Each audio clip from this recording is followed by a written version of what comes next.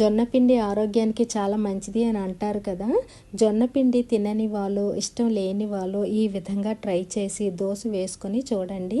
ఇష్టం లేని వాళ్ళు కూడా ఎంతో ఇష్టంగా తింటారు. ఒక కప్పు జొన్న పిండికి 2 కప్పులు వాటర్ వేసుకొని బాగా మిక్స్ చేసుకొని ఉండలు లేకుండా కలిపేసి గంట సేపు మూత పెట్టేసి ఉంచుకోండి. తర్వాత నానిన తర్వాత కొద్దిగా ఉల్లిపాయలు, కొద్దిగా పచ్చిమిర్చి, కొద్దిగా అల్లం, కొద్దిగా క్యారెట్ తురుము, కొద్దిగా కొత్తిమీర, కొద్దిగా కరివేపాకు, కొద్దిగా జీలకర్ర, కొద్దిగా ఉప్పు వేసుకొని బాగా కలిపేసుకోవాలి దోశ పిండిలాగా. ఇప్పుడు అట్ల రేకు బాగా హీట్ ఎక్కిన తర్వాత దానిపైన కొద్దిగా నూనెని కానీ నెయ్యిని కానీ అప్లై చేసుకొని ఈ మాదిరిగా జొన్న దోశని వేసుకోవాలి. ఈ విధంగా జొన్న దోశని వేసుకున్న తర్వాత పైన నూనెని కానీ నెయ్యిని కానీ కొద్దిగా అప్లై చేసుకొని ఇది బాగా కాలిన తర్వాత ఈ విధంగా తిరగేసుకోవాలి.